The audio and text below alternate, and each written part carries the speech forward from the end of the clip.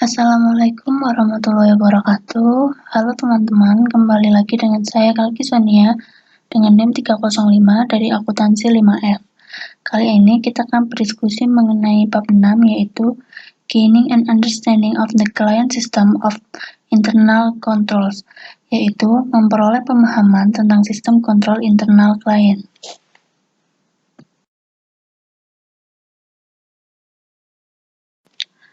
Lalu yang pertama ada internal control defined, yaitu pengendalian internal yang ditentukan. Mengapa memahami pengendalian internal organisasi itu penting? Karena ketika pengendalian efektif, organisasi lebih mungkin untuk mencapai tujuan strategis dan operasinya. Ini merupakan konsep yang sangat luas dan mencakup semua elemen organisasi. Elemen ini seperti sumber daya, sistem, proses, budaya, struktur, dan tugasnya. Jika semua elemen ini digabungkan, maka elemen ini akan mendukung organisasi untuk mencapai tujuannya. Lalu, apa sih pengendalian internal itu? Pengendalian internal dalam standar audit sebagai proses yang dirancang, diterapkan, dan dipelihara oleh pihak yang bertanggung jawab atas tata kelola, manajemen, dan personal lain untuk memberikan jaminan yang wajar tentang pencapaian tujuan entitas yang berkaitan dengan keandalan pelaporan keuangan. Lalu, penting untuk memahami pengendalian internal agar dapat melakukan penilaian awal atas risiko pengendalian. Karena risiko pengendalian itu merupakan kunci komponen dari penilaian risiko audit secara keseluruhan dan memberikan bukti yang mempengaruhi strategi yang dihasilkan oleh auditor.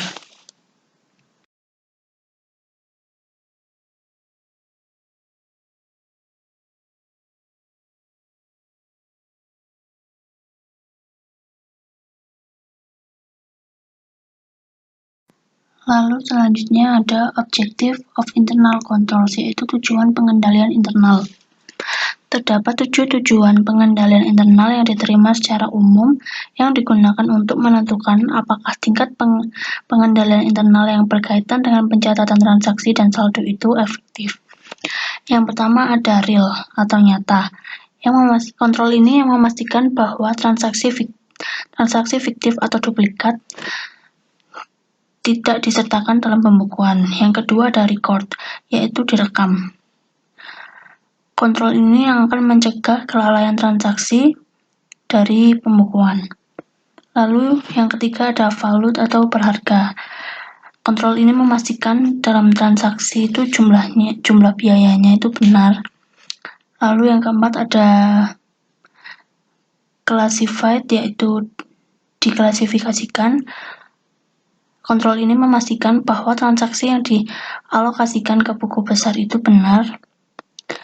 Lalu yang kelima ada summaries, yaitu diringkas. Kontrol ini memastikan bahwa transaksi itu diringkas dan dijumlahkan dengan benar. Lalu yang keenam ada post, yaitu diposting. Kontrol ini memastikan bahwa akumulasi total ditransfer dengan benar ke buku besar umum dan pembantu. Lalu yang terakhir adalah timely, yaitu tepat waktu. Kontrol ini memastikan transaksi dicatat dalam periode akuntansi yang benar.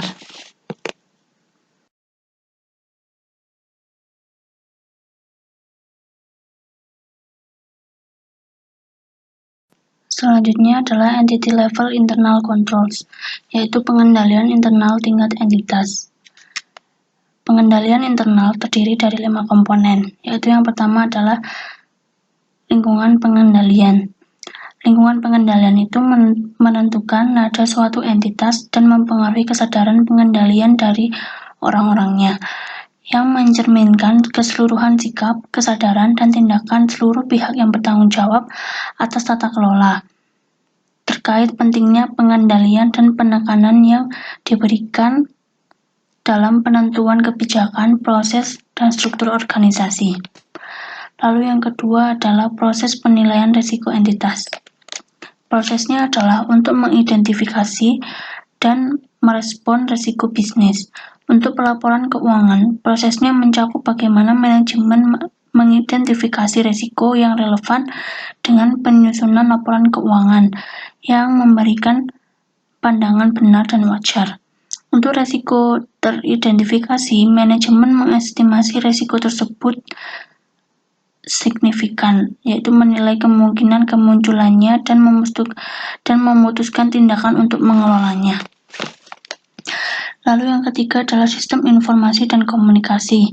Peran dari sistem informasi ini adalah untuk menangkap dan menukar informasi yang dibutuhkan untuk melakukan, mengelola, dan mengontrol operasi entitas. Lalu yang keempat adalah aktivitas pengendalian.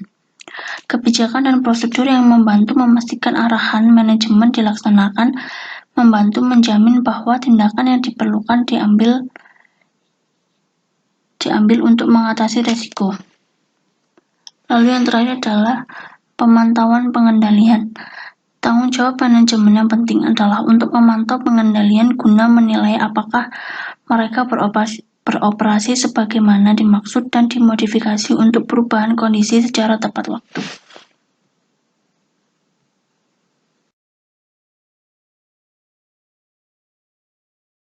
Selanjutnya adalah pengendalian internal tingkat transaksi, yaitu kontrol yang mempengaruhi transaksi tertentu atau kelompok transaksi.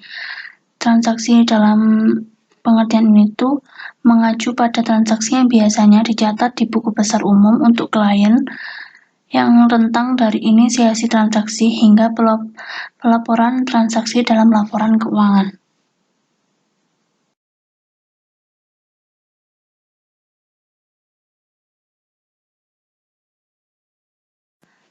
Dalam pengendalian internal tingkat transaksi ini, yang pertama ada contoh arus transaksi proses penjualan.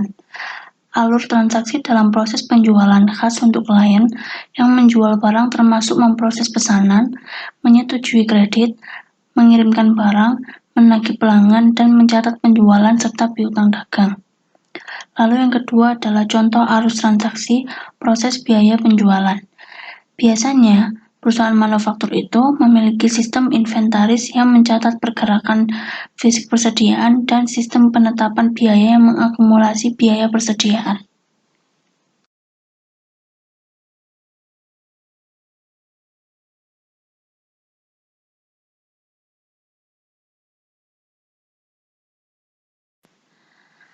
Selanjutnya ada mendokumentasikan pengendalian internal. Sebelum auditor menguji pengendalian internal, mereka perlu mendokumentasikan pemahaman mereka tentang pengendalian tersebut. Bentuk dari dokumentasi ini umumnya yang pertama ada narasi, yang melibatkan auditor yang menjelaskan dengan kalimat-kalimat atau kata-kata setiap langkah dari arus transaksi. Lalu yang kedua adalah diagram alir dan logika, yaitu auditor meringkas dalam diagram setiap langkah aliran transaksi dari awal hingga akhir. Lalu ada kombinasi narasi dan diagram alur, yaitu bentuk dokumentasinya ini biasanya sebuah halaman dibagi menjadi dua bagian dengan diagram alur di sisi kiri dan narasi mendeskripsikan setiap langkah dalam aliran di sisi kanan. Lalu ada daftar periksa dan kuesioner yang telah diformat sebelumnya. Teknik yang digunakan ini secara sistematis mengidentifikasi jenis yang paling umum dari prosedur pengendalian internal yang harus ada.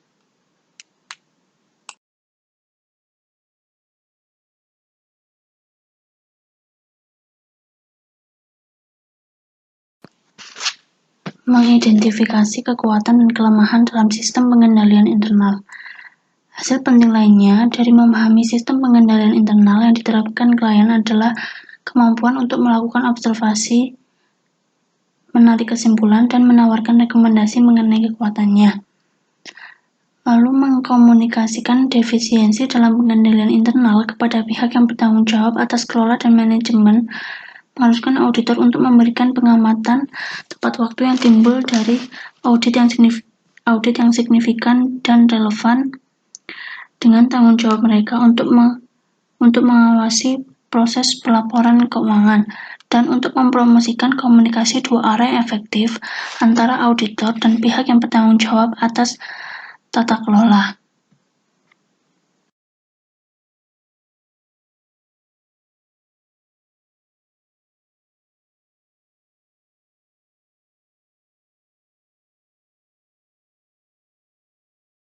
Lalu yang terakhir adalah management letter atau surat manajemen. Surat manajemen ini tuh terkadang disebut dengan surat rekomendasi, yaitu penyampaian yang disiapkan oleh tim audit dan diberikan kepada pihak yang bertanggung jawab atas tata kelola. Surat ini tuh membahas mengenai kelemahan pengendalian internal dan hal-hal lain yang ditemukan selama audit berlangsung, yang bertujuan untuk menginformasikan klien tentang rekomendasi auditor untuk meningkatkan kontrol internalnya. Selesai sudah diskusi kali ini. Sampai bertemu di bab selanjutnya, teman-teman. Terima kasih.